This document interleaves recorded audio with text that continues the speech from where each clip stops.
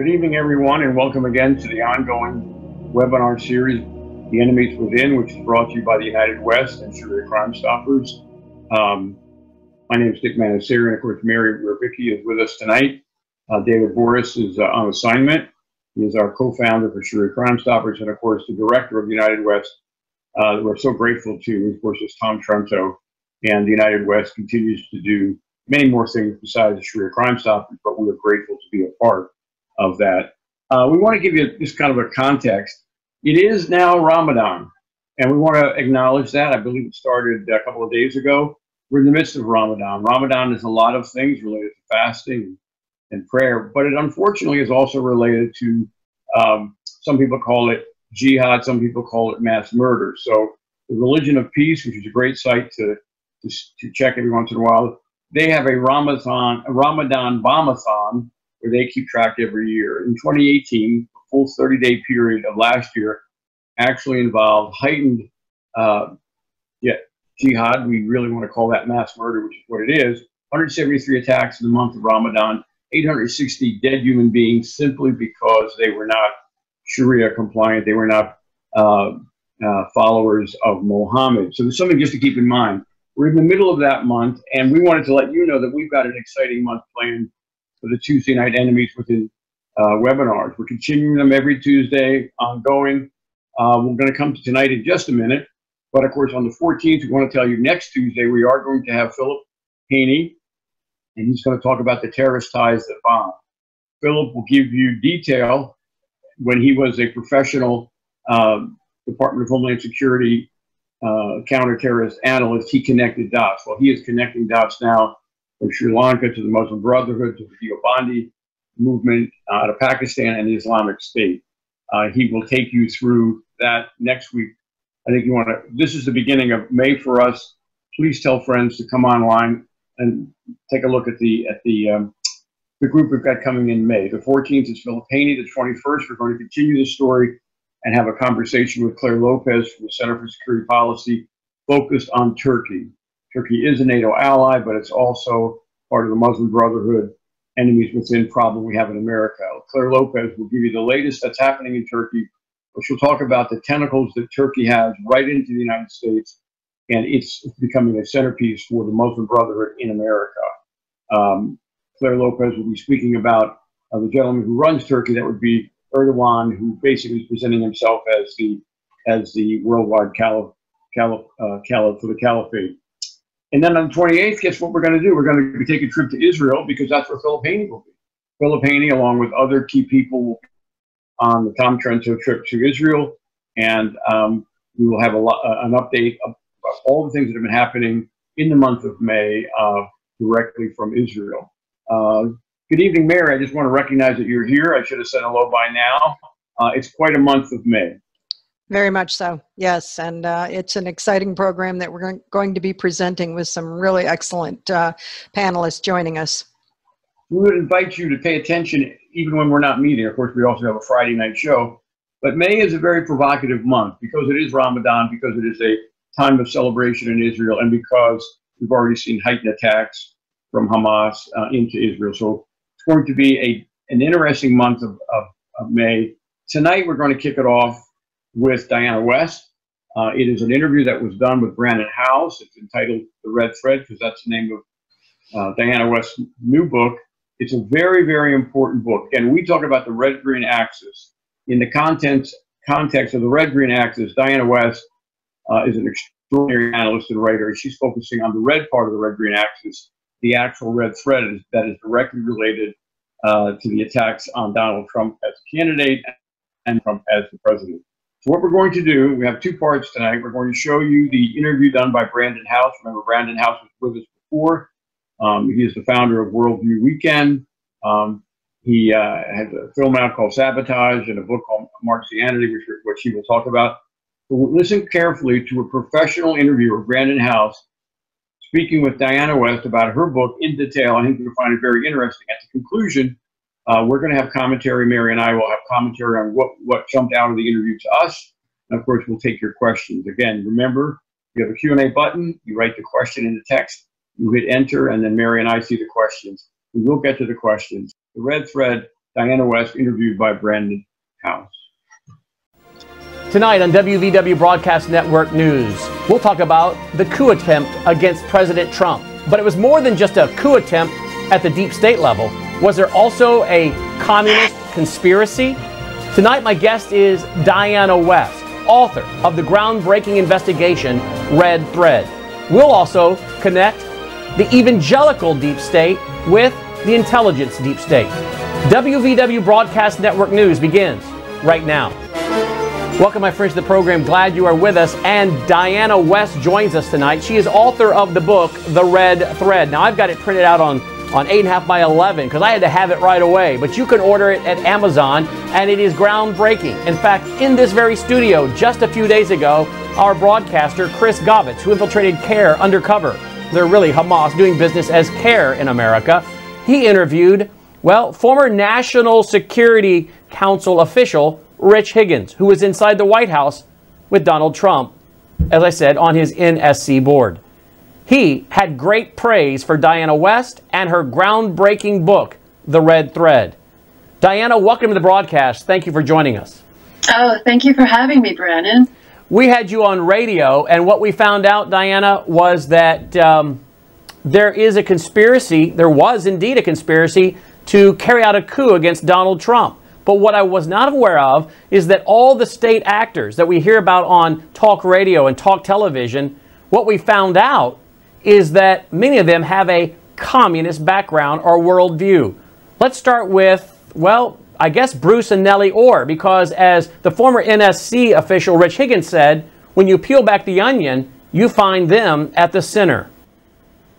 That's correct. And it's also the place where you really can begin to find the red thread and follow it. And what I mean by that is that most of these players that we've been hearing about now for several years are high officials inside the government, at the very top of the FBI and the Justice Department and elsewhere.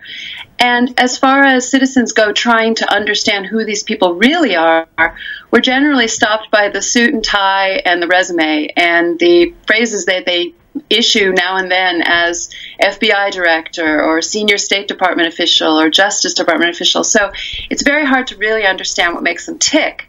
When we first heard about Bruce and Nellie Orr, the challenge to me as a reporter was to look at Nellie, because Bruce Orr, the husband, was a senior Justice Department official. He still is, I will add, although he has been demoted. And Nellie, however, was someone employed by Fusion GPS, which is the shop that created the so-called Steele dossier. And Nellie had been a professor of Russian studies at Vassar College in the 1990s. And when I heard that, I knew that that would mean that there would be writings, book reviews, a thesis out there that one could start to read and puzzle over and try to put together some kind of an ideological profile. And that is what I did with Nellie Orr, going back, I guess, starting in December of 2017.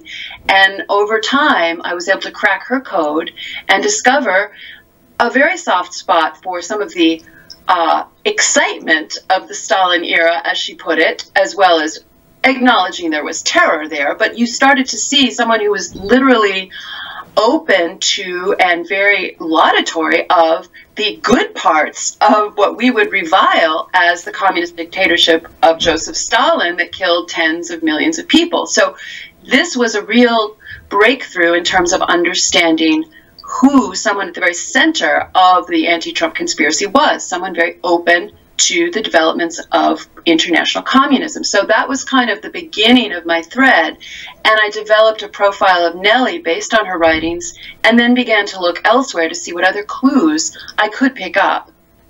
So what other clues did you pick up? And I guess I already know the answer because I've read the Red Thread, but one of them to me was the most shocking, or I should say one of the most shocking, was James Comey and his love of a guy that I wrote about in my book, Marxianity, and his, James Comey's, love of a guy by the name of Reinhold Niebuhr. Yes. What we're finding is whether it's John Brennan, James Comey, Bruce and Nellie Orr, many of them have sympathies, if not outright praise, for known communists. I mean, I guess before we jump into James Comey, we should backtrack a little bit, because Rich Higgins, the former National Security Council official for President Donald Trump, said on the broadcast from our studio with Chris Gobbets that Nellie Orr was communicating one-way direction communication with, I think, the communist, was it? Or who was she communicating with in one-way communication over a ham radio? What was she doing there, Diana? I don't know the answer to whom she was communicating with. The fact that she took out a ham radio operator's license is still one of the big tells in all of this, because people who follow Cold War history know that this was a very choice means of communications among spies back in the day, because it is hard to trace. We also should add that Nellie Orr had a long-term CIA association, which elevates her not just from being a professor, but having intelligence world experience. I don't think we know yet if she knew John Brennan, but that certainly is a possibility. And I think that it makes her, in my view, I think I went from Nellie not straight to Comey, but looking at her CIA association made me think of her as the opposite number of the very famous Christopher Steele, who is a former British intelligence officer whose name is on the Steele dossier and kind of is the contractor on that document in terms of having pulled it together. We don't exactly know who wrote it all together, but it's his name on it and supposedly his sources. We should also add that at Fusion GPS is a Vassar alumnus who may well have been a student of Nellie Orr. He was a Russian studies major at Vassar in the mid-1990s when Nellie Orr was a professor there. His name is Edward Baumgartner, and from what we know, he was the man on the ground in Russia, if indeed they were literally cultivating Russian sources on site. We don't even know if that's true, but he did have experience inside Russia. Christopher Steele did not. So we start to see a little nexus there of Vassar, CIA, MI6, and looking at Christopher Steele's background, we find that when he was a student, he was a very prominent student at Cambridge University who became president of their storied debating society, the Cambridge Union, very famous institution. And he was known on campus as a confirmed socialist. So we have Nellie Orr, who can certainly be described as a Stalin apologist to some degree, opposite number coming from the British intelligence world, being a confirmed socialist, who also had association or work with, some description of a link with, the Campaign for Nuclear Disarmament, which was very prominent in the 1970s and 80s as basically a Marxist front in England that was very much in tune with the Soviet foreign policy, which was at that time determined to keep America from bringing missiles into Europe, defensive missiles, and to eject any sort of bases of America in the United Kingdom. So very much working to split the relationship between America and the United Kingdom. And Christopher Steele was described, the phrase was, he had CND credentials, which is still, again, not quite described, but reported in the British media, as well as having been a confirmed socialist, as well as having had an intelligence career in Moscow. He began, this is what's so strange about, and how sick, really, about our intelligence world. We get somebody like a Christopher Steele, known on campus as a socialist, known with these leanings that were at the time considered in line with the Soviet Union back in the Cold War, and his job out of Cambridge was with British intelligence, who sent him to Moscow. So we're looking at either complete obliviousness on the part of the people who hired him, or sympathy. So again, this is not what we want to see guarding our walls and borders and Magna Cartas and constitutions and all the rest of it in terms of our essential defenses. So Steele, for our audience, make sure they understand, he was the one that helped put together the dossier against Donald Trump, correct? Yes, he's considered kind of the broker, might be the right word. He's the broker of the dossier. And this is done in conjunction with a group called GPS, or Fusion GPS, correct? Right. And correct. Fusion GPS were they doing any kind of contract work with Hillary Clinton and her campaign? What's the connection between Fusion GPS and Hillary Clinton's presidential campaign? This was the most important point of exposure for me in terms of trying to unravel the entire anti-Trump conspiracy. In October of 2017, so in other words, 10 months passed from the point of the Steele dossier hitting the news and the Trump administration going to work in January of 2017, all the way to October, is when we found out that the bankroll, the clients of Fusion GPS on this anti-Trump conspiracy Steele dossier were the Democratic National Committee and the Hillary Clinton campaign. So this becomes the moment where we can say with 100% certainty that the Steele dossier was, quote, opposition research. It was a campaign, a Hillary Clinton campaign political document that was weaponized and used to kick off all of the domestic surveillance, also known as spying, that we've been talking about against the political opposition party, namely the Donald Trump campaign, and then the Donald Trump presidency. So that was an extremely important revelation, because then you can start unlocking this entire thing as a political operation, not a legitimate intelligence operation. So we're talking about people connected to Fusion GPS, Steele, with perhaps communist sympathies, perhaps, correct? Certainly Marxist, socialist, progressive, all of those revolutionary movements, yes. And then we have the Hillary Clinton campaign hiring this opposition research firm, Fusion GPS, which takes the dossier from Steele. We know that Hillary Clinton has really, quite frankly, a neo-Marxist worldview. Yes. She studied Saul Alinsky. Saul Alinsky, the Red, Saul Alinsky as he was called, wanted her to come work for him. I think she decided instead to go work on Capitol Hill as a staffer in Watergate. We know Bill Clinton and his progressive socialist communitarian worldview of mixing socialism with capitalism during his 8 years as president. We know that what was in this dossier has turned out to be false. It led off to this Mueller investigation, which has been completely, bankrupt and has proven nothing. But we then pass it off to an FBI director by the name of James Comey. Did he have any communist sympathies anywhere along the way? Well, this is where it becomes really kind of hair-raising, because Comey's reputation, really up until this very moment, has been as a straight-arrow Boy Scout, Republican, very much by the book kind of public official, which at this point, really a reputation that should be in tatters. But the shock was, to me, was on discovering that in 2003, in an interview with New York Magazine, Comey admits very nonchalantly, and indeed treats it much like a joke, that when he was in college in the 1980s at William and Mary, he was a communist. He calls himself a communist. I'm not attributing anything to him. He explains that in the 1980s, he was a college communist. And when you knit that together with the subject of his college thesis, his honors thesis, which was on the Christian and politics, the hero of that paper is Reinhold Niebuhr. And before we even get into what Reinhold Niebuhr believed, but you've described him as a Christian Marxist, and I think that's entirely fair and descriptive. As a communist young man, Reinhold Niebuhr became Comey's touchstone, his big influence on the theory of political life and even the justice system. Throughout his life to this day, Niebuhr is still that same touchstone, still that great influence that Comey cites anytime you ask him about his intellectual influences. So in his entire career, which was largely most notable under Republican presidents, as a Republican, he was still following the Christian Marxist Niebuhr. So this becomes the way we understand what Comey is all about.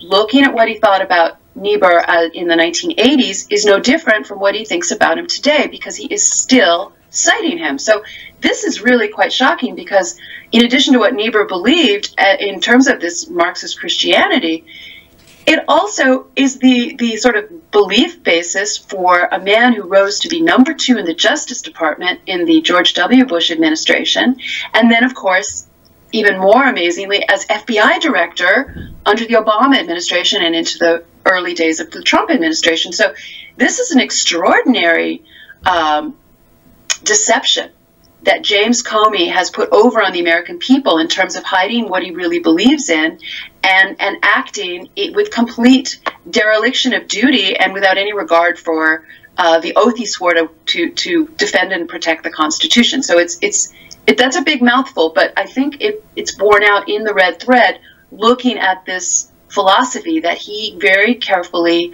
studied and certainly manifested in so many of his behaviors. Absolutely. My guest is Diana West. She's author of the tremendous book, The Red Thread. You can get it at Amazon or securefreedom.org. Our friends over at the Center for Security Policy, securefreedom.org. Or again, you can order it on Amazon. I highly recommend every American read it. In fact, if you were to read her book, The Red Thread, and you were to read my book, Marxianity, you will see that unbeknownst to each other, we discovered this when we were live on the air about a month ago. She was revealing the Marxism of the fifth column deep state and James Comey and Reinhold Niebuhr, and I was doing that with one of the biggest cultural Marxists in evangelicalism, Tim Keller, the evangelical deep state. If you read Marxianity and The Red Thread, my friends, you're going to see the intersections cross, and you're going to understand how indeed the cultural Marxists are using media, education, government, and religion. Media, education, religion, and government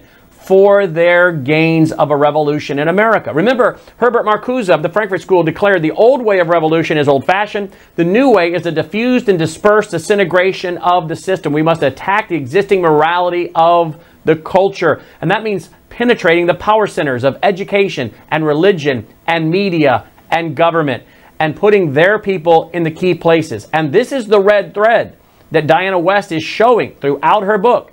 And when you again read Marxianity, my book, her book, Red Thread, you see there's a cross-pollination going on. I mean, how many of you knew that the former FBI director, James Comey, who let Hillary Clinton off the hook for all that she was up to, including, you know, bleach cleaning her hard drives and email scandals and a server in a bathroom with classified emails on that server, and all this reported to have happened, and he lets her off the hook. And you have to wonder why. Well, was there a red thread from Bruce and Nellie Orr to Steele to Fusion GPS to James Comey to John Brennan? We're talking the CIA director. We're talking the FBI director. We're talking about a Marxist, neo-Marxist Barack Obama in the White House. Is there a red thread that desired to have Hillary Clinton as president? Because, my friends, if they had been successful, I believe we would see taking place in America today the very kind of revolution that took place in Czechoslovakia in 1948. They did not have to fire a shot, and that became the model for communism across the globe. What did they do in Czechoslovakia? They just put enough communists and enough government bureaucracies to take over without firing a shot. 4 years of Hillary after 8 years of Obama, and I think their revolution would have been complete. And you'd have seen great diminishment of religious liberty, free speech, the internet, talk radio. You'd have the fairness doctrine, hate crime laws, the persecution of conservatives and Christians like we have never seen, but we've been given a reprieve. The question is, for how long? Diana, you mentioned James Comey and some of his quotes, and here he is again, the FBI director, being very religious. He's quoting, as I believe Reinhold Niebuhr was, a quote, Christian Marxist. And here he is, the FBI director, again, showing us that there's been a transformation with Marxism. We used to think of Marxists as atheists. Many of them now have come into the religious establishment, which is why I call it Marxianity, Marxism and Christianity merging. I have some quotes here. This is James Comey now, who was the FBI director, who gave Hillary the pass. Quote, Niebuhr believes that the Christian must pursue justice and that justice is achieved through power. The Christian must recognize this connection between power, coercion, and justice. End quote. What is James Comey talking about? Well, he's talking about the ends justify the means, and he's talking about the tremendous harnessing the powers of the state against the citizens to further this notion of, quote, justice as he defines it, or as Reinhold Niebuhr defines it, which is very much redistributive. It has nothing to do with the constitutional system that he was supposed to be enforcing and protecting. It's truly shocking and terrifying to think of the power held by such people. And when you talk about the cultural Marxism of it all and the spread through the institutions, this is very literally the case with James Comey, because his own professor a man named Livingston at William and Mary, had been a student of Reinhold Niebuhr at Union Theological Seminary in the 1950s. And a colleague there, Livingston was also a student of Niebuhr's colleague on the staff, a man named Paul Tillich, who was an associate of the Frankfurt School, and indeed had come over here in the 1930s as a refugee from Nazi Germany with many, many, many other members of what we call the Frankfurt School, what they called the Frankfurt School, what has become known as sort of the vector of cultural Marxism sort of spread across our campuses. So Comey is really an FBI director of the Frankfurt School. He is, through the generations, through this red thread, not just in our own time linking these players working today, but going back in time, back through the generations, linking us to the Frankfurt School and how it could be weaponized inside at the top of our own government. Wow. James Comey became the FBI director of the Frankfurt School. That is a powerful comment, but one I believe is 100% accurate. Comey writes this, quote, "Justice is distributive," says Niebuhr, "and must be accomplished through power, with one eye on the standard of love and the other on the regulative principle of equality. He clearly believes the duty to establish this justice to lie with the government," in quote. Notice, Diana, that they're saying now that social justice is love. I've been studying another communist, another man who worked with the American-Soviet relations and worked with racist Margaret Sanger and had sympathies toward the idea of socialism and progressivism. He was the father of situational ethics, Joseph Fletcher, who was also influenced by guys connected back to the London School of Economics, which is your Fabian socialist. Joseph Fletcher wrote a book in 1966, Situation Ethics. He's the father of situation ethics. And he declares that love is social justice, that real social justice is love. And you do whatever is in the best interest of social justice. And in the case of abortion, he says it's loving to abort a child that's not wanted. So if you want to do what's loving, then a child that's not wanted, you would abort it, because how unloving would it be to have a child that wasn't wanted? So you must abort it. So now they've redefined the word social justice and situational ethics and power at all cost to mean love. The most loving thing you can do is, and then so notice how they've redefined all their terms, masking terms, Diana? Yes. Yes, no, that's very, and I think that it's right in line with Niebuhr's concept of love that Comey embraces. It is this redistributive, coercive, government-ordered reapportionment of life's bounty. I mean, this is everything from liberty to possessions to private property and all the rest of it. I mean, these people, you could take these words and transfer them with just a few little tweaks, and this could come out of a manifesto that could be issued by the Communist Party of Moscow or Beijing. I mean, these masking terms are what are used to lull people into believing they are doing good, and because people would like to do good, and these leaders profess to be doing good, but they are using the coercive powers of the state against the people. And I think that is one of the threads of consistency throughout this anti-Trump conspiracy. These people rejected the will of the people. They rejected the rule of law. They rejected the election, the whole concept of elections, and they sought to do everything in their power to overturn it and to destroy the results. And this is where you see the ruthlessness that places all of these people outside the American tradition.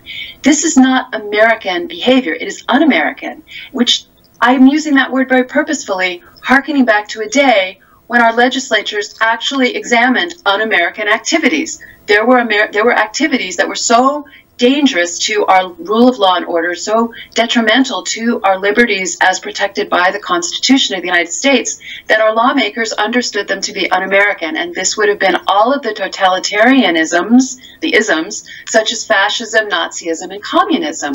So once upon a time, we had lawmakers who were unafraid to examine this sort of the entry, the infiltration and subversion of our system by these same sorts of revolutionaries. And today, after all the years of essentially destroying these truth tellers and truth seekers, we are at a point where people don't even understand what it is unless we kind of take them through it and try to remind them that, yes, there are these standards, there are these non-situational ethics, these fixed precepts and beliefs that need to be rediscovered, and these people at the top of our government are trying to destroy them to the very end. And that's why this moment is so precious to us, because I think you mentioned earlier, we would not have had this moment, we would not have had this without the election of Donald Trump. So this is a moment of crisis, but it is a moment of opportunity. I don't know how we capitalize on it, except doing what we're doing and trying to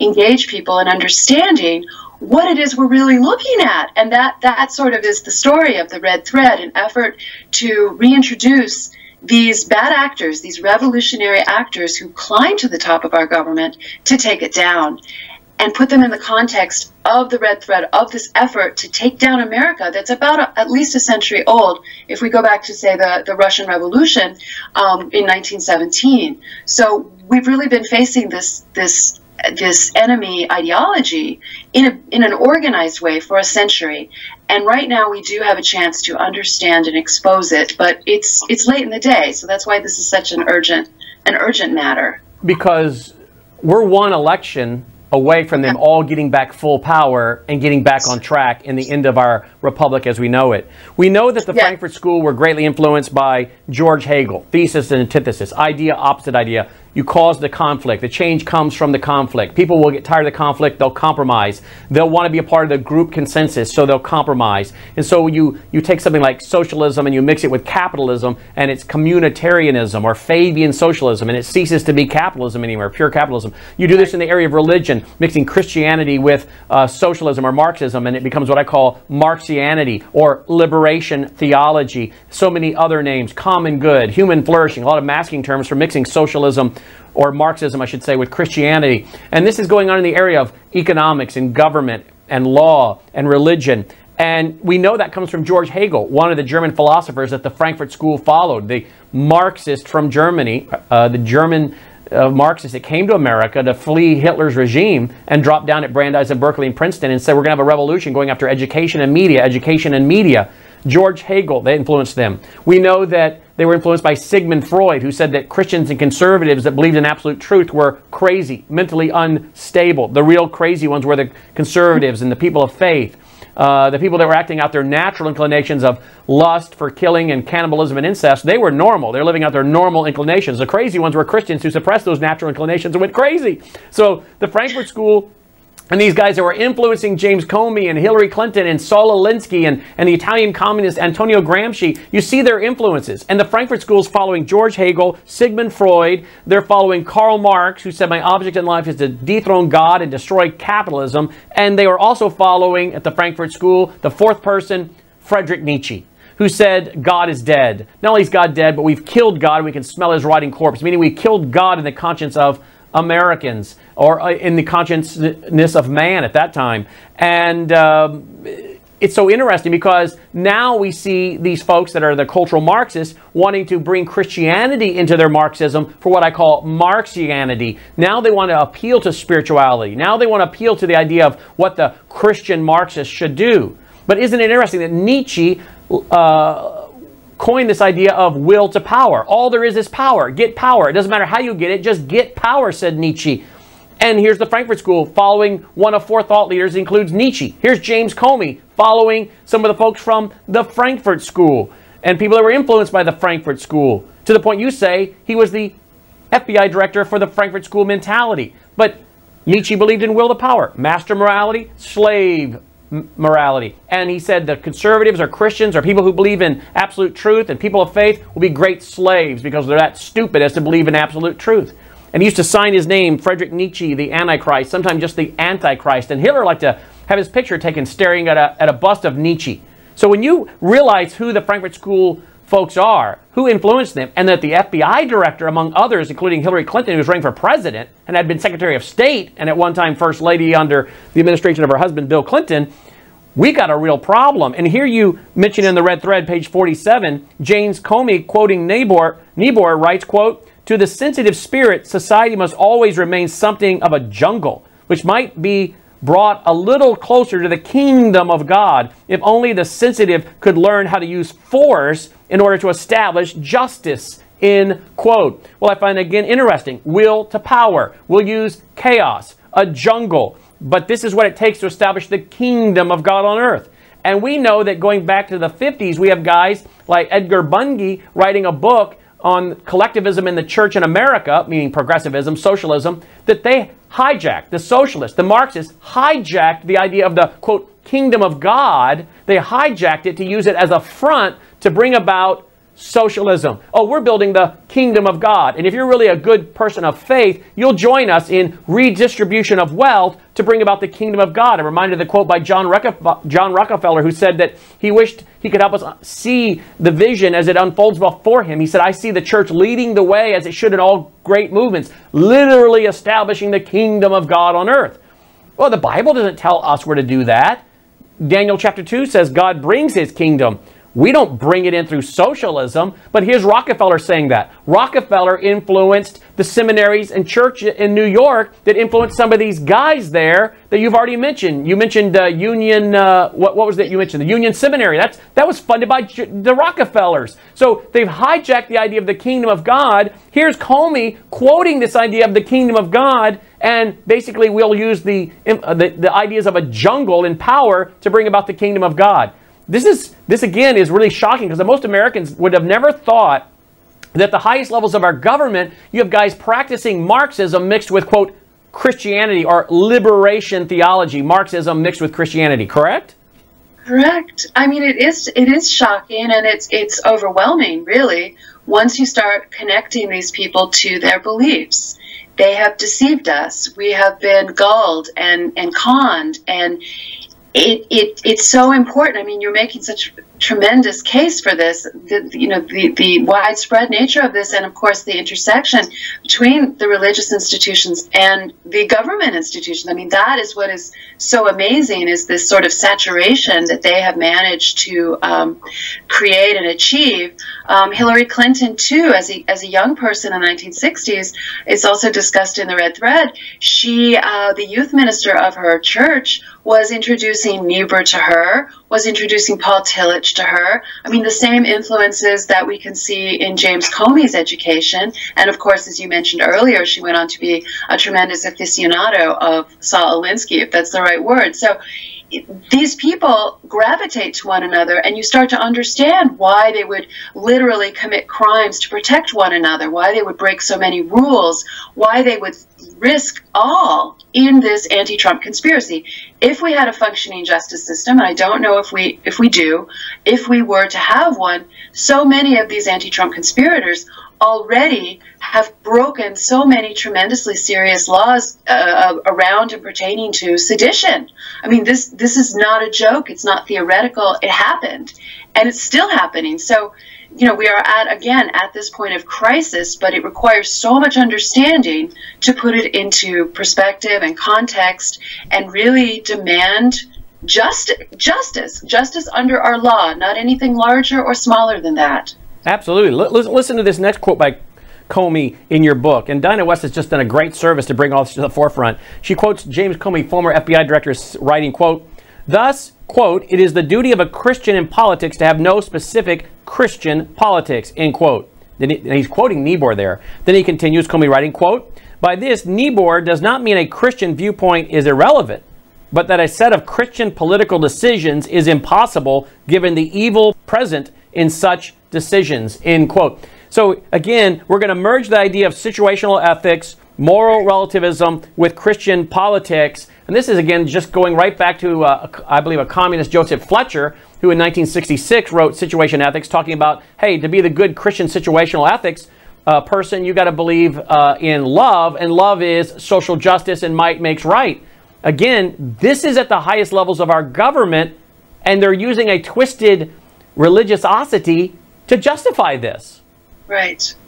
No, it's incredible, and the thing that is just stands out also is that he's essentially apologizing or making the argument that you can the ends can justify the means. You can use any amount of force and coercion to achieve this love, as you say, the redistribution and social justice utopia, and yet you can go home and be a good Christian.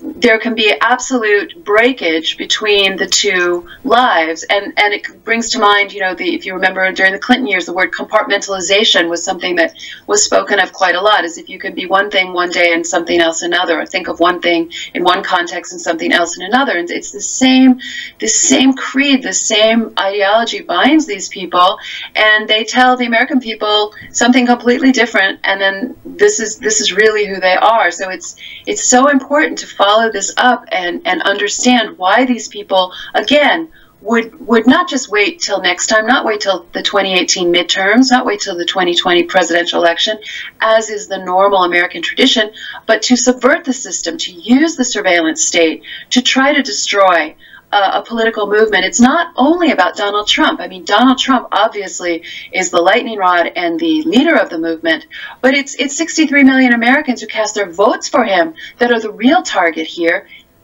These Americans, and of course I'm one of them, are not supposed to have a voice. And that's what this is really about. It's anti-democratic at the most basic level.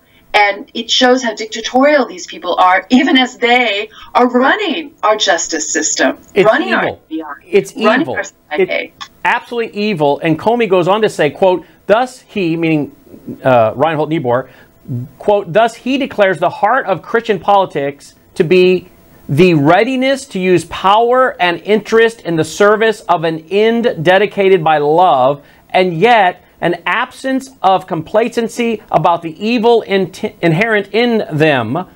He goes on to write, the Christian in politics must be willing to transgress any purely Christian ethic.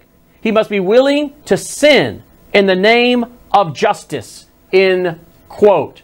Again, talk about evil. We're now going to be involved in tyranny and evil and sin and transgressing the law, the moral law, the laws of nature, nature's God, for pure power, and call this a Christian ethic, love, and justice. You know, I also go back to the fact that not only did you point out that James Comey, the FBI director, was following Niebuhr, but you and I live on the air, as I've already mentioned once, but I want to follow through on that, noted that you and I on the air live connected the deep state in the intelligence community with what I call the evangelical deep state. In my book, Marxianity, that came out in November 2018, it's subtitled How the Evangelical Deep State and Their Useful Idiots Are Merging Marxism and Christianity Through Social Justice, White Privilege, Cultural Marxism, Illegal Immigration, Interfaith Dialogue, and more.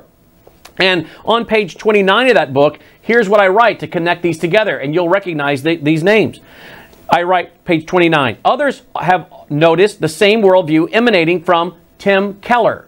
Tim Keller, by the way, folks, is the co-founder of the Gospel Coalition, what I call the Cultural Marxist Gospel Coalition, that thousands and thousands of pastors are a part of, and then they bring this cultural Marxism back into their churches under a masking term of the Gospel Coalition. We already see how they've co-opted the term justice and love and Christian ethics. Well, they're doing this at the Gospel Coalition that I expose in my book, Marxianity. And so on page 29, I write, researcher Tim Kaufman published an article entitled Workers of the Church Unite, the radical Marxist foundation of Tim Keller's social gospel, in which he exposes Keller's position. He writes, quote, and this is again quoting Timothy Kaufman, quote, there is one high-profile Marxist who is particularly effective at repackaging Marxism for a Christian audience. But due to his ability to disguise his economic philosophy, he's largely falling under the radar. That Marxist is Tim Keller, pastor of Redeemer Presbyterian Church in New York City. It may come as a surprise to his conservative evangelical readers that Tim Keller's recent book, Every Good Endeavor, Connecting Your Work to God's Work, is simply a recapitulation of the Marxist theory of alienation, and that Keller's solution to the problem of alienation is indistinguishable from Marx's. It will surprise his readers to know that Keller's theory of wages is derived from Marxism. It will surprise his readers to know that when Keller recommends modern examples of churches that implement a Christian economic ideal, he identifies churches and organizations that are thoroughly Marxist and are inspired by leftist Saul Alinsky, the author of Rules for Radicals, end quote. Kaufman's observations, I write, is supported by E.S. Williams in his excellent book, The New Calvinist. Of Keller and other purveyors of the social gospel, Williams says, quote, It is a gospel that changes the terms of salvation and that loves the world and embraces its culture. Timothy Kaufman has examined Keller's claim that God's radical plan is that, quote, we are to work together to make the world a better place, to help each other and to find a purpose for our lives, end quote, and demonstrated that it does not come from biblical wisdom, as Keller wants us to believe, but from a Marxist worldview. To convince his readers of God's radical plan, Keller quotes from the writings of three Marxists, Robert Bellah, Gustavo Gutierrez, and Reinhold Niebuhr, without mentioning their political affiliation. In fact, Keller has surreptitiously replaced the gospel of Christ with the utopia of Marx and presented it as biblical truth. The importance of Kaufman's analysis is that it demonstrates how Marxist theology can masquerade as Christian truth, end quote. Well, Diana, that's exactly what James Comey's doing. And so here you have Tim Keller, founder of the Gospel Coalition, who some of our listeners may not even know who it is, what that group is. Our regulars do. But the Gospel Coalition is influencing thousands upon thousands of pastors, and they're planting churches with some of their members are planting churches with their own organizations, because it's organizations within organizations, and they're planting social justice churches all over the country. And who is their co-founder, Timothy Keller, quoting? Reinhold Niebuhr, to create a Christian Marxist utopia on earth. Who's James Comey quoting? Reinhold Niebuhr, to create a Christian Marxist ethic inside the FBI that says, get power, no matter how you get it. You have to sometimes do what is evil to get power, and then you get that power in order to be involved in redistribution, socialism, which is ultimately love. This, my friends, is how you take the power centers of government, education, media, and religion and transform a nation within without firing a shot. Would you agree, Diana? Yes, yes. I mean, it's tremendous. It's incredible the synergy, and it's incredible how multi-generational it is. I mean, when you think about it, men who are active in the 20s and 30s are deeply influential almost 100 or 80 years later, and yet their true identities, their true beliefs are largely unknown to most Americans, especially as they concern these tremendously important figures running the country. So Barack Obama claimed Reinhold Niebuhr was his favorite philosopher. Hillary Clinton studied him. James Comey is devoted to him. I mean, this is not just, you know, us sort of imagining things or supposing things. These are hard facts. And what is amazing to me is the extent to which a Reinhold Niebuhr is so unknown to most people, even in terms of just a quick definition. I mean, generally people have heard of his name. I knew nothing. I confess to complete ignorance about him when I started this project. I knew he was a, quote, liberal Protestant theologian. I mean, that's kind of the description that follows him. I had no idea about this Marxist background, which, of course, in his day also meant a pro-Moscow background. I mean, he wasn't merely functioning in some kind of theoretical realm. He was instrumental in getting the United States in the 1930s to recognize the Bolshevik regime, which is something FDR did in 1933, reversing the policy of 4 presidents before him who refused to recognize the godless communists in Moscow who were butchering people, you know, by the million. And he also was very involved in apologizing for communism through the Cold War as well, and found himself pitted against the great anti-communists of his time. So these had very big political ramifications back in the day, always along with the religious ramifications. So the two go hand in hand. So perhaps it's not shocking that his devotees would end up not only in the church, but in Washington. So it's a very all-encompassing kind of attack on our country. It isn't just one thing or another. It's throughout all the institutions, and it's when you see it weaponized against a duly elected president, perhaps that's enough to get everyone's attention. I mean, I don't know what else will. Well, they hate us, and they hate the American people that voted for Trump. We don't have to agree with every policy of Donald Trump. We don't have to agree with some of his background or other things he's said or done to agree with some of the policies that he brought forward and represented. We hear a lot of talk about conspiracy theories. Oh, that's conspiracy theory. Reality is there appears to have been a conspiracy here by people connected with their socialist ideology who hate a constitutional republic, there apparently was an international conspiracy here by communists to stop him from becoming president and then oust him.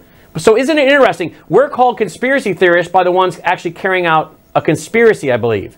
We also, I don't know if you're aware of the book, but there was a book written in 1950 by one of the Frankfurt School guys called, his name was Theodor Adorno, and he wrote a book called The Authoritarian Personality, and it's a very lengthy book. And what they sought to do was, having come from Nazi Germany, the Frankfurt School, and coming here after 1933 and dropped down at Brandeis, Berkeley, and Princeton to carry out a Marxist revolution, being that Hitler was a socialist and they were Marxists, they didn't get along too well. Some of them being of Jewish descent decided it was time to go, and they brought their trash here to America to have their revolution here.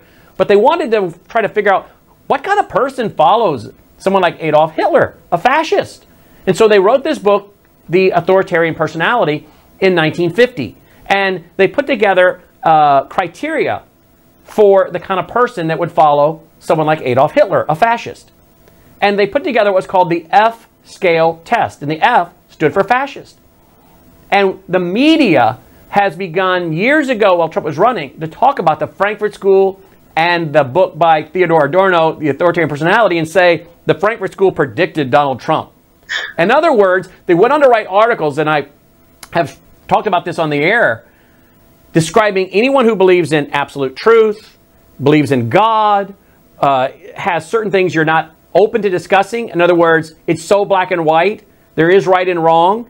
It's not worthy to discuss because you have convictions that are rooted in absolute truth. There's no need to discuss it. Therefore, to them, you're not open-minded. And once you reach all these certain criteria on the F-scale test, you are deemed to be a fascist. Well, reality is, who's the one writing this?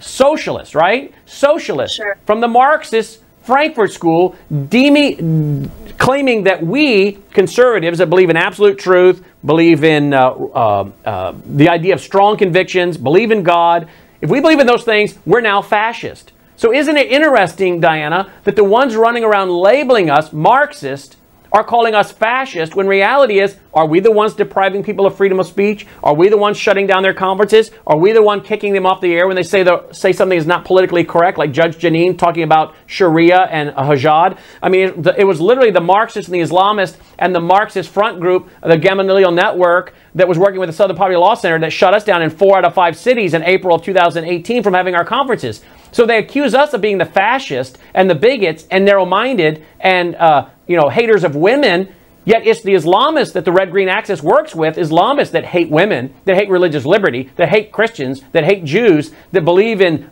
women having to be basically slaves and how to put your wife on a couch and beat them. In other words, everything they proclaim about us, it's really what they practice, including when they say we're conspiracy theorists.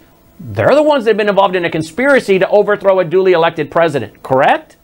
That is correct. And I always wonder if these people really believe what they're saying, because they are, first and foremost, engaging in information warfare. They are trying to beguile the public mind. They are trying to throw so much smoke and lies and toxicity. I mean, this is how disinformation works. It's a practiced art. It's not anything casual. It's something that the Soviet Union took to a remarkable level of professionalism in terms of trying to sway populations to believe black is white. I mean, going back to Orwell, we can look at the discussion of how language could be changed, which is exactly what we're really talking about when we talk about this ridiculous concept of love as defined by these totalitarians. They're just using labels to try to demagogue the people, and I think the same is true of the authoritarian mind, and that the calling people fascists. I mean, frankly, being called fascist by a communist is something that's been going on for 100 years at least. This is classic information warfare, classic distortion that is supposed to put us on the defensive and saying we're not fascists, when really it's just a tactic. It's a means of demonizing, and the more we're armed with the facts, the more we're keyed into and following the reality and rooted in our understanding of what we see in front of our eyes and what we understand, not what people tell us to understand. The more we can discern this and understand it as information warfare that we can fight back.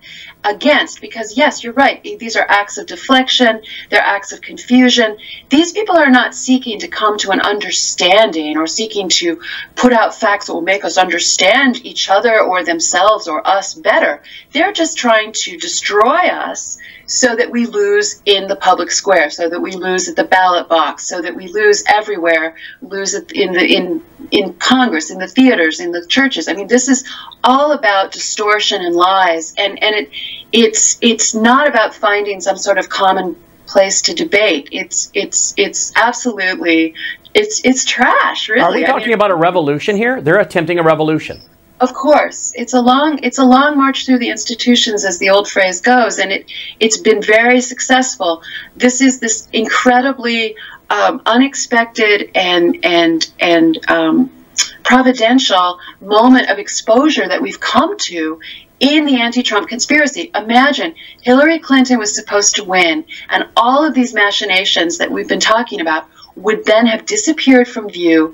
Everyone would have been cleansed. James Comey would still be director of the FBI. John Brennan would still be director of the CIA, and on and on. And as you were describing earlier, we would be that much closer to complete destruction of the republic. Absolute, over. So this is an amazing moment, again, this period where we almost have the tiger by the tail, and it's frustrating because it's very difficult, and there any number of things can happen, and probably will, before we get to really a safe place again. But this is really a time for the ages, where what we're living through. Diana, basically they're attempting a revolution. It is the long march through the institutions, as Antonio Gramsci, the Italian communist, and others talked about. I believe we're also already involved in a civil war in America. When you have people at the highest levels, the deep state, thwarting the rule of law, a constitutional republic, weaponizing our intelligence community, doing what they're doing, this is a civil war. I don't think most Americans realize that there's an attempt of a communist revolution or a globalist revolution underway in America, much less would they know that in the process that civil war is going on. Would you agree with me that we're involved in a civil war already in America? Yes, I think that is a way to describe it. I think of it more as the government is itself divided. There's the president in the White House, really at war, if you want to call it that, certainly in a struggle with the rest of the government, with very few allies anywhere else throughout the government. So the government itself is divided along the battle lines you could describe, I believe, as a civil war. It's tremendous. His presidency itself is not fully powered. It is that bad, and it is that much of a dire struggle. So yes, I do believe we're in a period of a kind of civil war, and the incredible part of it is that we're actually witnessing it before us, central battleground being the government itself. And it's happening at the state level, with states that want to take our guns, take our Second Amendments. There's now a U.S. congressman talking about locking up Americans that don't want to give up their guns. We have the red-green axis working to overthrow our country. We have the attempt at Sharia to make that common in America. We have the idea of censoring people that speak truth under hate crime laws, blasphemy laws that speak ill against Islam. We have infanticide, states that want to kill babies after they're born. We have the rise of active euthanasia. I mean, even at the local, state, and federal level, there's a civil war going on between what is consistent with our constitutional republic. William Blackstone, the leading scholar for the Founding Fathers, saying that a constitutional republic is based on the rule of the divine. What the divine is ruled on, we don't rule against. So if we are watching the destruction of absolute truth and the purpose of government, which is individuals coming together collectively to defend individual rights, whereas they're going for the collective and thus the destruction of individual rights, because whatever benefits the biggest group of people is what they determine to be acceptable. Mobocracy, as the founders called it. So at every level, we are seeing people fighting against state, local, and federal government to actually put into place things that are contrary to our constitutional republic, which means shadow banning, blocking people, depriving their right to free speech, their right to peaceful assembly, as Herbert Marcuse in his 65 paper, Repressive Tolerance, called for doing, depriving conservatives and people of faith of freedom of speech, freedom of religion, freedom of peaceful assembly. I mean, how can we not describe this as a civil war? There's just not guns yet, although some conservatives and Jewish people are having the tar beat out of them on the street. I mean, if we're not involved in a civil war yet, then what does a civil war look like? I think we have old-fashioned ideas of what a civil war looks like in a modern age of technology, television, and social media, correct? Absolutely. I mean, it's a power grab. You know, everything we've been talking about really comes down to that. These are power mad people trying to grab away our freedoms, and that is why it's so dire. And yes, that is something you fight a civil war over. Let me ask you quickly in closing about John Brennan, because we've neglected to mention him, because we've already talked about James Comey, head of the FBI. How about John Brennan, who was at the CIA in this nexus of red thread? Was he sympathetic to the communist or Islam? Yes, he too was a communist openly in his youth, to the point where he voted for Gus Hall, Brezhnev's man in the United States, who was leader of the Communist Party in the United States in 1976. Shortly thereafter, he entered the CIA, and he told the CIA that he had voted communist, and he was still admitted to the CIA. So, again, we have to wonder about how far institutions already had been decayed to admit these kind of people who now, 20, 30 years later, have emerged as the leaders of the anti-Trump conspiracy. And Diana, the deep state is still penetrating the CIA, the FBI, the State Department, and possibly even in key places within the executive branch. This isn't over. We're one election away from them getting back on track and having a revolution, but Donald Trump has got to clean out the deep state in his own administration, correct? Absolutely, yes. Yes, without fear of impeachment. That may be why we're waiting for the second term. Yes, indeed. Diana, you have done a great service for the American people. It's called Red Thread. Folks, I hope you'll get your copy. As you can see, I printed mine out on 8.5 by 11 and marked it up and tagged it up. You can get a copy that's bound on Amazon at Amazon.com, or you can get it at the website of securefreedom.org, securefreedom.org. It's been on the screen throughout the broadcast, securefreedom.org. You need to read The Red Thread. I know many of you have read my book, Marxianity, and if you read The Red Thread, it'll give you an understanding of how these deep state within the intelligence community and the evangelical deep state have merged. The Red Thread. Thank you for this service to the American people and for joining us on the broadcast today. Oh, thank you for the opportunity. I would just add that The Red Thread's also available as an audiobook, which I narrated. Okay, I think we're back on. Yes, we are. Yeah, you got to take a deep breath at the end of that. You just saw two people, the brain power in those two people, added that together, and having that interplay is extraordinary. We should take a moment just to realize that this book, which is available as a free PDF from securefreedom.org, Mary, and the Center for Security Policy is also available on Amazon. This book is a masterpiece of research written in very readable English, but detail after detail after detail, just as if a expert witness was going into a trial situation. It's remarkable. Mary, what we wanted to do now for our audience is give some of our impressions, our questions, and then bring the audience in. I like this notion of thinking of this as a courtroom in public opinion and looking for information that could relate to what we're talking about here, crimes and indictments. This is a very serious time for America. Before we go into that, let's just mention that Diana West is a very seasoned writer. If you have not yet read her book, American Betrayal, it's highly recommended. It is a backdrop for this. This is the red thread in the last decade or two. The American Betrayal goes all the way back to the 1920s and 30s and provides information which most Americans do not have in terms of FDR, his administration being riddled with communists. He was the first Western power to recognize the Soviet Union in 1932, despite atrocities and a whole bunch of dead people in the Ukraine. So it's a very, very highly recommended book, and you would do well to take a look at that. Mary, let's talk a little bit about, I think you've made some observations about the collection of scandals that you can attribute to this sequence of activities. There are different kind of gates, if I understand it right. There's spy gates. Yes. You might want to say a couple of words about the gates, the scandal. Well, let me just start out by saying I did what Brannon Howse did, printed it out and notated and tabbed it and everything. So, folks, you can go out to Center for Security Policy, securefreedom.org. Both of them have it there for free.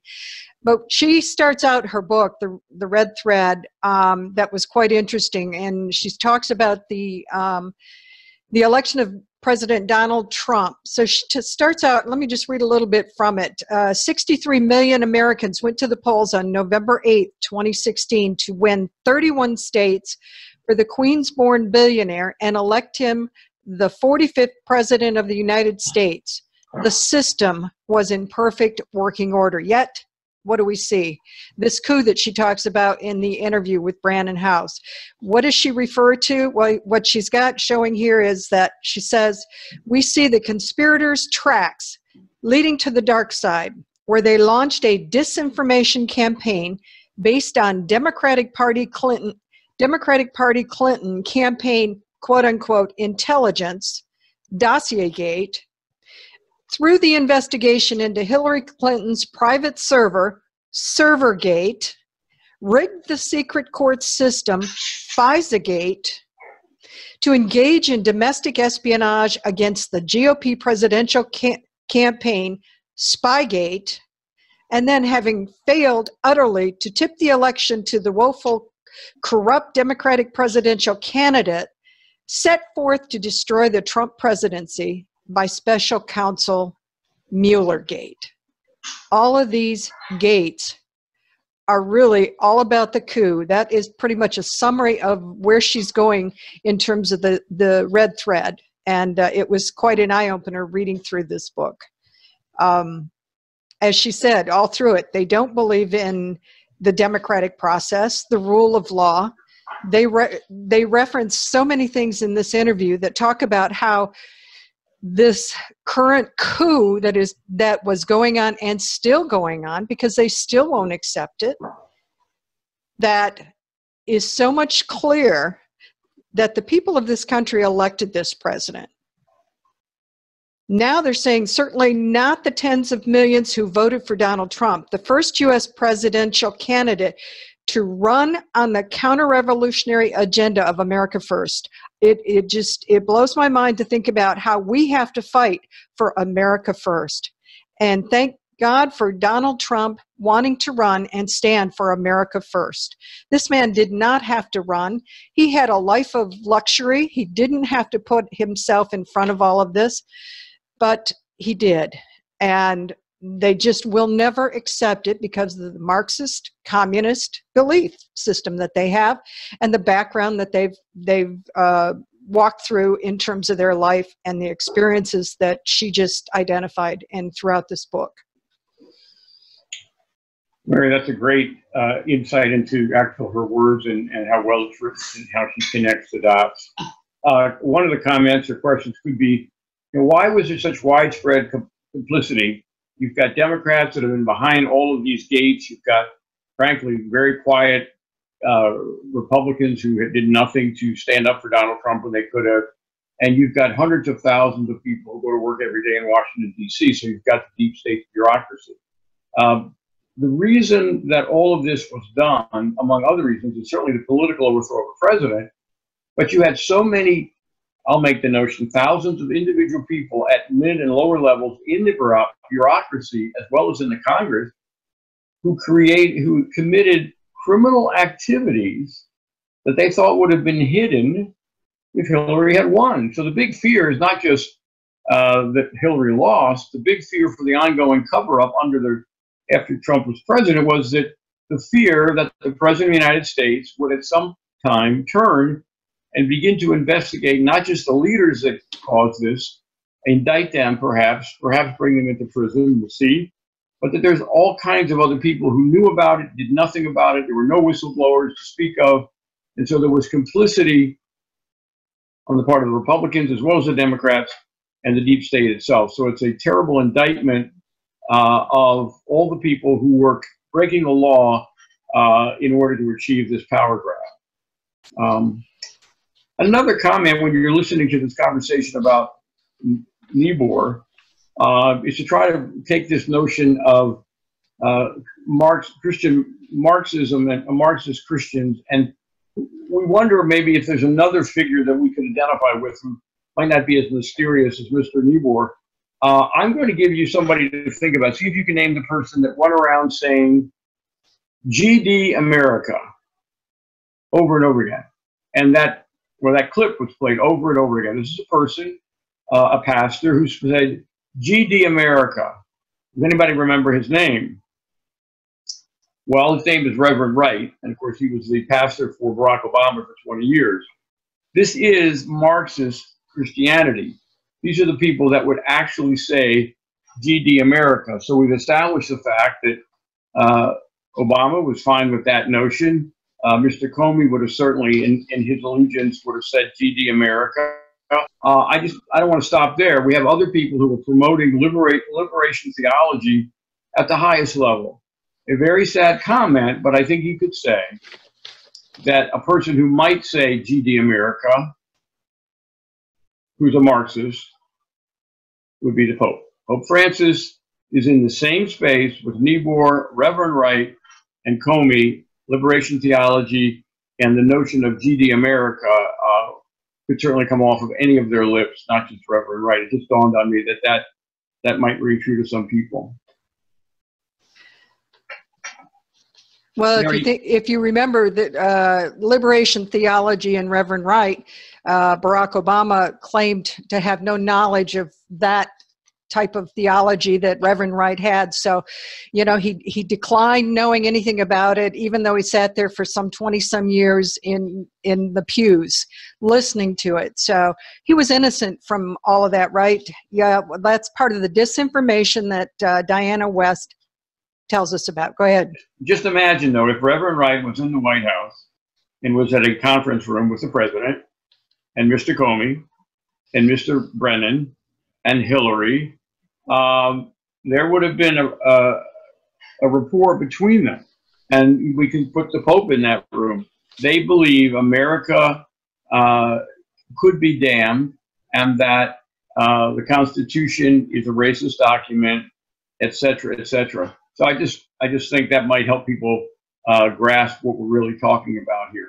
There's an animosity against the United States of America. There's a notion of not just liberation theology, but Marxism, the redistribution of wealth. We'll talk about that in a bit, about life, liberty, and the pursuit of happiness within our Constitution is not something that the Reverend Wright or any of these other people would basically support. They want a new way of doing things. They want a revolution, and to establish what? A totalitarian government of elites. Elites need power to force justice. That's justice as they describe it. It's like the people in Islam, the Sharia folks, the follower of Muhammad, saying, we are peaceful. Well, they're peaceful if and when everybody is Sharia. Until everybody is Sharia, until everybody follows Muhammad, they will kill people in large numbers, 270 million so far, until they get to peace. So the definition of justice through power or peace after everybody is a follower of Muhammad, that's what they're talking about. These are both totalitarian concepts, red and green, and that's really what they're talking about. They're talking about elites defining and regulating our lives. They're forcing, quote, inequality, but you can only do that through a totalitarian state. The people that we talked about believe in a totalitarian state run by elites and not by representative government like we have in America. Well, Dick, you talk about Obama. Well, Diana West, in her book, references Obama's 8 long years and who he was influenced by Frank Marshall Davis, who was a Russian influence, and talks about how he was a card-carrying member of the Communist Party who was on the FBI arrest list in case we ever did go to war with the USSR. Obama himself recalls attending socialist conferences in the 1980s at Cooper Union in New York City. And later, Obama was the political protege of a lifelong pro-Moscow and pro-communist operative named Alice Palmer, who launched Obama's political career inside the SDS and Weather Underground, Bill Ayers and Bernardine Dorn. Tell me, where in the world did you ever see any of the media up in arms? Where did they try to go after President Obama for all of his Marxist values and Marxist leanings and all of his associations, to out him, to challenge him, to understand that he was influenced highly from the Russians? And even when he said to Medvedev, sorry Say it for me.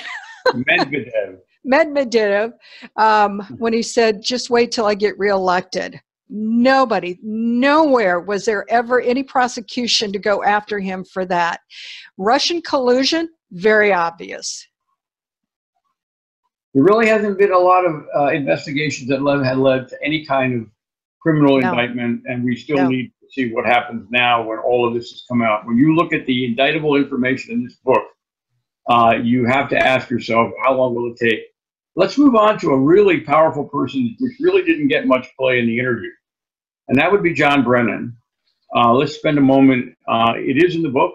There's chapters in the book, and maybe we'll just go into that for a little bit of detail for those of you that haven't read it yet. So John Brennan, some of us would say, could be the poster child for the red-green axis. He's got a red thread and a very, very green thread, meaning he's got a Marxist thread and a Islamic thread that are very prominent in everything he does. So who is John Brennan? Well, John Brennan was an Irish Catholic, grew up in New Jersey, crossed the river to go to school at Fordham University.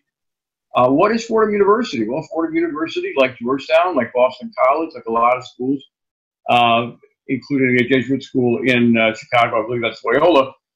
These are Jesuit universities. Well, remember, Trevor Loudon explained to us a couple of weeks ago, or maybe last week again, that 1,100 communist seminarians were injected, many of them gay, into the Catholic Church on purpose to subvert the Catholic Church.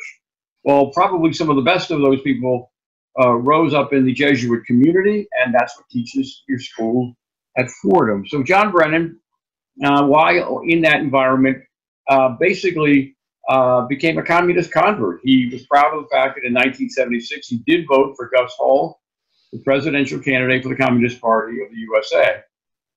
Like Barack Obama, Cairo, Egypt was a part of Mr. Brennan's life. Remember, Obama went and spoke at Cairo about the Arab Spring. Well, it turns out that John Brennan, as a young professional, even though he voted for Gus Hall and told the CIA they hired him, anyway, it tells you something about the perversion that in the CIA that Diana West talks about in several of her books. Okay, so he's assigned to Cairo. He goes to Cairo. He makes some of his analysis back to the home base, talks about the relative good news, bad news between Nasser and Sadat. He likes Nasser because Nasser was a socialist, and at this point, John Brennan was a Marxist inside the CIA. He preferred Nasser because Nasser was moving the country in the direction of socialism, led by, frankly, by Russia at the time, the Soviet Union. Sadat was the other guy, and Sadat was basically rebuilding up the economy, trying to, lift everybody's boat. And anyway, it was just interesting how Brennan preferred Nasser over Sadat. It turns out, by the way, just another connection, I'm pretty sure Sadat was killed by the Muslim Brotherhood. So now we get into the green thread. It turns out that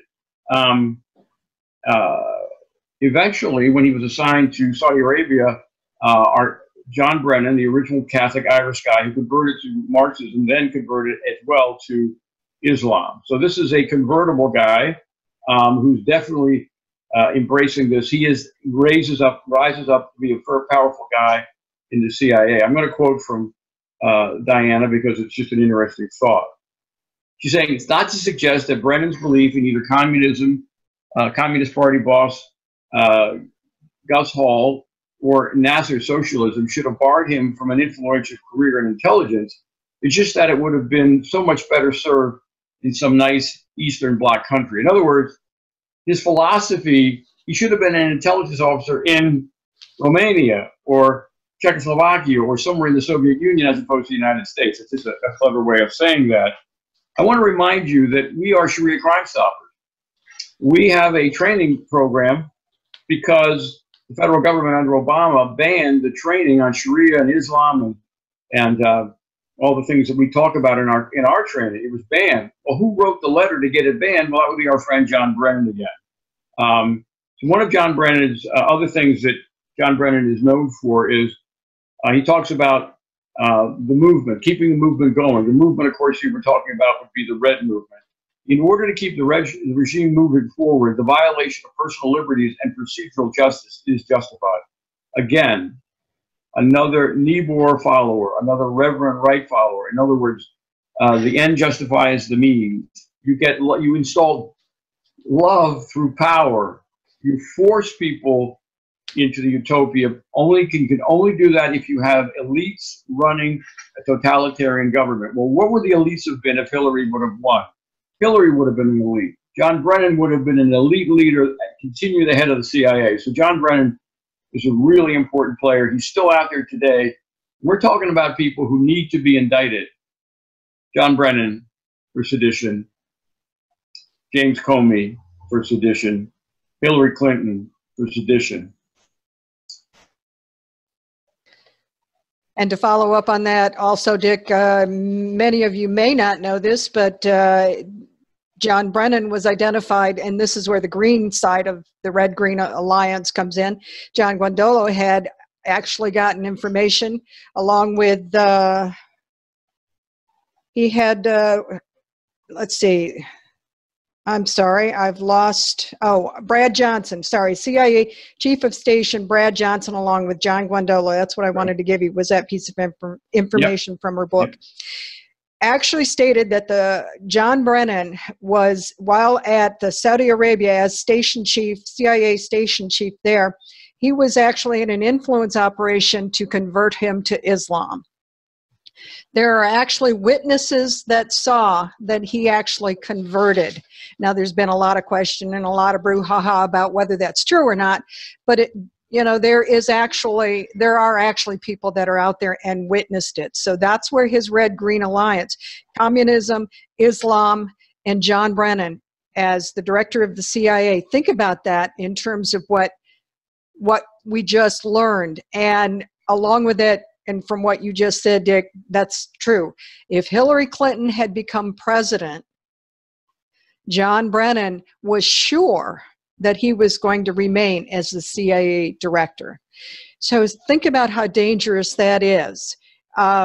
He was also mentored by an Arabist in the CIA, Robert Ames, who infamously forged a secret back channel to the PLO, back when it was the U.S. policy not to talk to the PLO, terrorists, the PLO. And here's something else on Brennan that she brought out that I thought was interesting. Brennan's 1980 master's thesis was already twisting the Islamic definition of freedom in the Arabic word hurriya, I'm not saying it properly, I'm sure, to claim that it was equivalent to the Western definition of freedom. Now look this up. I looked up hurriya, and under Wiki Islam, probably as accurate as you can get, is the Arabic term corresponding to the word freedom. However, listen to this. It was defined by the philosopher Ibn Arabi as perfect, and this is in quotes, perfect slavery to Allah. Where do you think that becomes freedom as a slave? Well, that's John Brennan. Yeah, this is a scary man. Think about the infiltration in Washington, D.C. Think about the meetings, the dinners with the Muslim Brotherhood in Washington, D.C. You know, we've been doing it. Other people have been talking about it in their own work. We're talking about dozens of people in the Department of Homeland Security, Justice, State, and in the White House. The Muslim Brotherhood, John Brennan, Mr. Comey, all comfortable with another version of totalitarianism, communism, the red and green Islam. It's a terrifying collection. Again, the elites would have done fine. The problem would have, and by the way, I'm going to go back. Certainly, the opposition should have been the Republican Party. They should have been screaming about that. They were complicit, basically because they saw the power move and they thought of themselves as elites.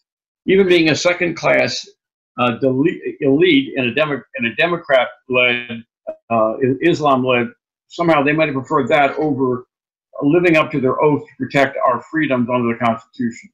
I wanted to move on to another subject. I just couldn't get away from it. And this is something that we've heard Trevor Loudon on two of our webinars talk about situation ethics. I believe the man's name was Fletcher. Trevor explained how significant situation ethics that the book was and how it was used in the march of what we're calling the red thread. Situation ethics would give you this following comment. Abortion, the murder of a baby, is loving an unwanted child. In other words, in a situation ethics world, in a liberation theology world, in a John Brennan, Hillary Clinton world, you can justify abortion as an act of love. The child is unwanted. She would have lived as an unwanted child of a mother, maybe even a mother and a father, unwanted child. The act of love is to take that child, that little girl, little boy's life. That is situation ethics. That's the kind of no absolutes. There is no good and evil, no judgments. That's the kind of a world. And the sad thing is, we're not talking about a few people in the elites in Washington. We're talking about large numbers of university graduates, a large number of abortions in America.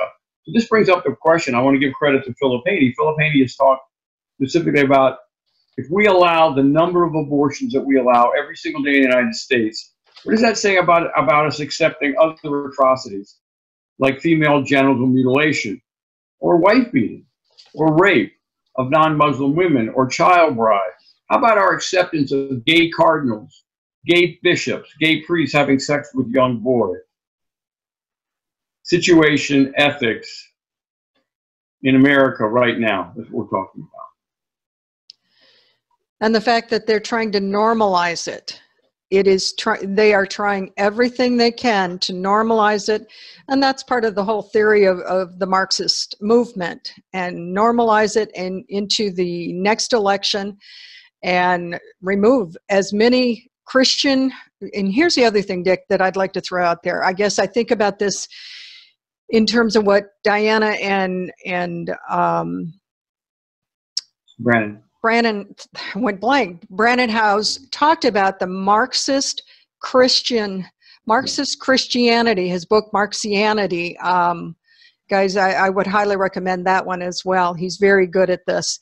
But how can you be a Christian and a Marxist in terms of the belief systems? Because in Marxism, there is no God.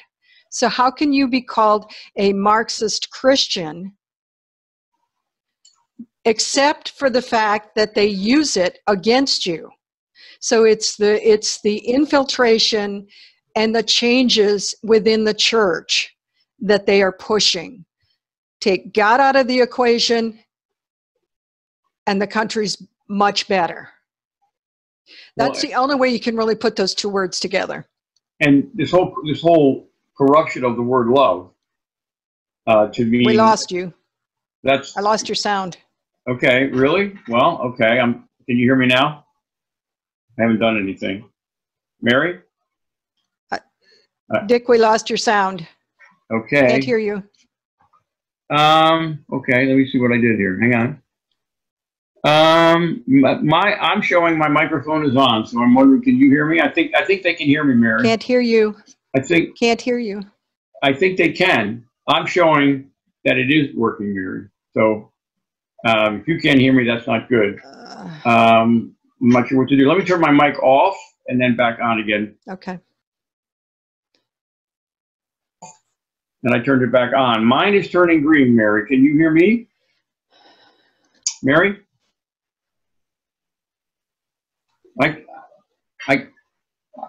It looks to me, Mary, like it might be taking my voice because Zoom is registering my I'm not voice. hearing Dick for some reason then. Yeah, okay. Well, let me go ahead and continue in case we have a lot of questions, Mary, by the way. Let me go ahead and continue for a second here while we're getting our computers matched up. And you can hear me. Well, yes. You've got a technical difficulty then, and I can't hear Dick. Okay, I can hear you, Mary. Let's just go on if we can. One of the other observations, we do have a lot of questions, Mary, so we need to allow some time for that. But briefly, let's remember, we have an election coming up in 2020. These people are not finished. Even if some of them go to jail, this engine that's been put in place to corrupt an election is still a great concern. 63 million Americans would have lost their voice if we hadn't solved the problem. We've got to solve it by putting people in jail. The only other comment I've got, Mary, before we go to questions, is this notion of the F scale, defining who's a fascist and how that's used to say that anybody who believes in absolute truth anybody that believes in God, then they have this concept of calling us a fascist. And the last comment I want to make that relates to this whole notion of totalitarianism is a phrase I've heard: free people are not equal. If you're free, you're going to have opportunities to use your skills. Everybody has skills of one kind or another. So free people, truly free people, are not equal. Equal people, to force equality on people means equal people are not free. And finally, I just want to quote from Rich Higgins, which is, this is such a serious situation that in Rich Higgins' mind, if no one is in prison at the end of this process of using the kind of information in the red thread and other sources of indictments, if no one goes to prison, then America is over. So there we go. Mary, can you hear me now? I can't hear you. Okay. Okay. Well, let's just keep going as best we can. We have 16 questions. Mary, can you help us with some of the questions? Okay. Mary, I have a lot of questions. Sorry, folks, we are having technical difficulty. I cannot hear Dick. Okay. I can hear you, Mary. So I'm going to go ahead and do the questions for now. And yet everybody can hear both of us. Okay. All right, Mary, so let's just go back and look at questions.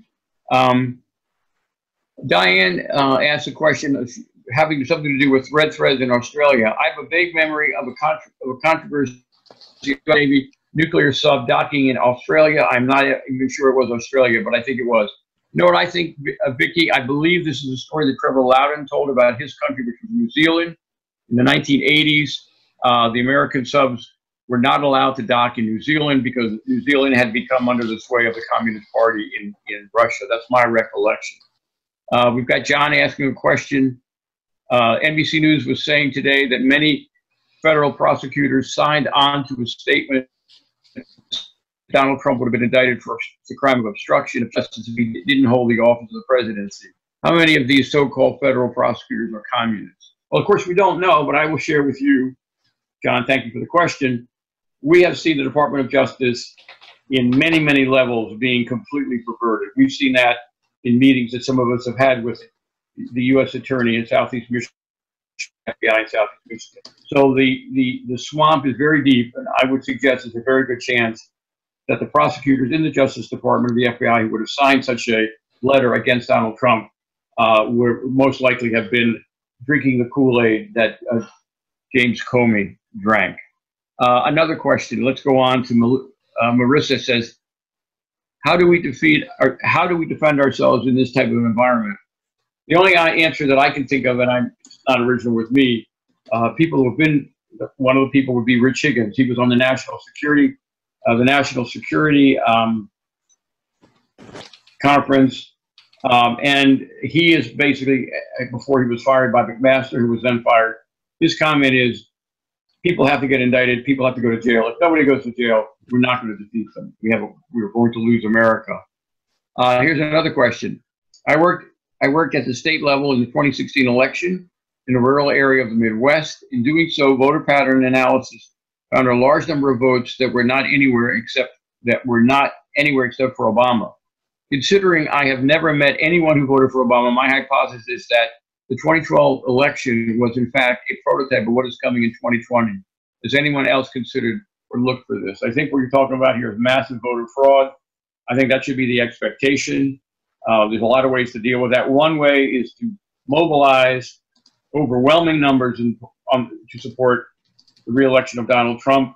We've had a series of webinars about the enemies within the church and trying to get the Catholic, Jewish, and evangelical remnant to mobilize now. We need to win by many, many, many, many votes to try to overcome what is likely to be a fraudulent election. Another question, would the United West tweet President Trump to listen to this and read the Diana West report, then to use this information for his 2020 platform, including exposing fully and openly the red-green axis infiltration throughout our institutions, and how these past administration leaders were and are completely complicit in it? I think it's critical. Thanks for a great job. I think she's speaking primarily of Diana West and Brannon. Thank you, Donna, for that comment. This is very serious, folks. it's going to have to be telling the truth. And we need people in the administration who will listen to Diana West, will digest this detail, and will basically bring that to the administration. They need to indict these people, otherwise it would be a terrible, well, if they don't indict them and put them in jail, I'm afraid, and other people besides me with much more credentials than I have would say the same. Janice says, do you know what the communist who John Brennan voted for Gus Hall's running mate was? Okay, Janice is telling us that the running mate for Gus Hall, Brennan voted for the Hall ticket. Who was the vice president candidate for the Communist Party? Well, Janice knows that the answer is to Angela Davis, who was a revolutionary communist of the 1970s through 90s, who recently endorsed Ilhan Omar and is the daughter of Frank Marshall Davis, Barack's mentor. Talk about a red thread. Janice, that's another book. Wow. Thank you. All right, I'm just trying to get to as many questions as I can. Are the Republicans going to bring Brennan and the other clowns to prosecution? If we will see. So far, we've injected Republicans into the Justice Department and the FBI without doing a number of things. So perhaps the new Attorney General will have the courage to do that. Dick, I wanted to let you know I can hear you now, so my apologies to everybody. All right. Well, another person was alerting us to that, and hopefully we're back. Okay, John Rapkin couldn't hear. Oh, a whole bunch of people. Yeah. Oh, that's a shame. You guys are tremendous. Thank you all. So I'm sorry thank you for letting us know. I've been babbling. We have a lot of questions. I'm hoping that the recording worked, and if the recording worked, which I guess we don't know that it did work. Mary, at this point, we've gone for an hour and almost 40 minutes. At this point, we probably should apologize. I don't know what the technical difficulty was. There were good questions, and I'm not really sure how to summarize them, Mary, and you didn't hear them. Well, I was trying to read through them, so yeah, I'm pretty sure you did a great job. So it looks like we lost power at 8:26. That's where the comments came in. So I just want to repeat a couple of things in case you didn't hear it. Janice pointed out Angela Davis was the running mate for Gus Hall. That's something really significant because Angela Davis, that's huge, the daughter of Frank Marshall Davis, Barack Obama's communist mentor.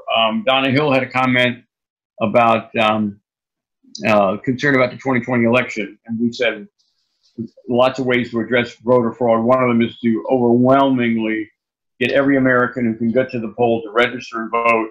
Every Christian who has failed to vote has got to vote. This is how serious it is. We have to over-elect the President of the United States to be Donald Trump. Somebody asked, what can we do? We talked about indictment.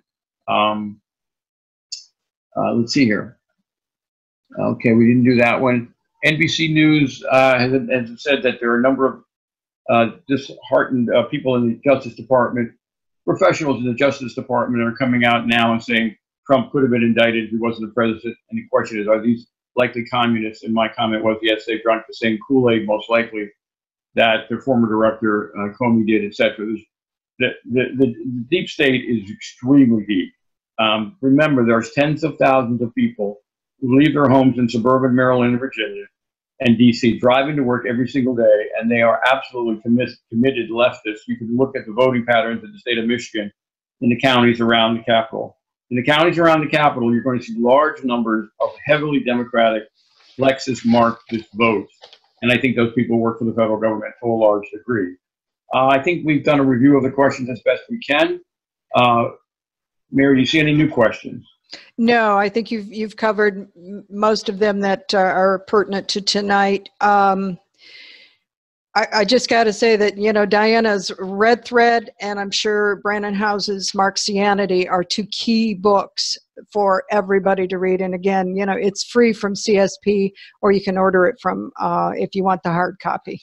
Mary, I'm going to try to pick up the pace here with the PowerPoint if I can, just to close this out. Mary, is there anything else we should cover before we do that? No, I'm really blown away by what Diana has covered in terms of Comey and Brennan and the relationships that they've had throughout the years.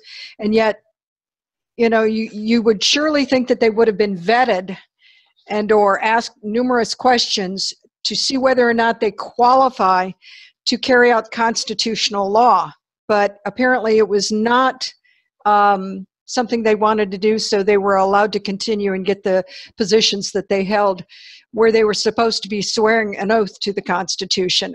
They didn't. They couldn't. But that's part of the lying of Marxianity and Marxism and everything else that they promote. So closes out, Dick. Thank you, everybody, for being here tonight. Okay, we're going to go through a quick call to action. Again, keep in mind that the red thread allowed the green thread to flourish and blossom. Look at how 3,200 miles, over 2,000 were built in the last 20 years. While the red thread was greasing the skids, the green thread was rolling across America. Let's look at a few call to actions, and then we'll say goodnight. I think it's pretty obvious now. We are in World War III. We don't need anybody else to tell us. We just need to acknowledge it. We need then to go out and tell other people. We are in World War III. When you wake up in the morning, your cup of coffee, your newspaper, your 24-hour news, it's not like it's just any other day. We are at war. The red-green axis is the enemy, and we need to tell people to get them. We need to be agents telling people it's time to register to vote, mobilize, and prepare for the 2020 election. It's not too early. We have to acknowledge that the people of God, the remnant that we talk about on our enemies within the church, may not be free. If Trudeau wins in 2019, certainly the Canadians are in trouble. And if Donald Trump is not the president in 2021 on Inauguration Day, we are all in trouble. We need to emphasize the polarization. We need to be the people that speak out about the difference between good and evil. There is evil in the world. We can see it. And in order for America to survive, I think we can make the case that we need to demand that the red thread enemies within, they have to be imprisoned for sedition. Let's start talking about sedition, everybody. It's there. That's what the book is about. These people are guilty of sedition. They must be indicted and convicted to go to prison.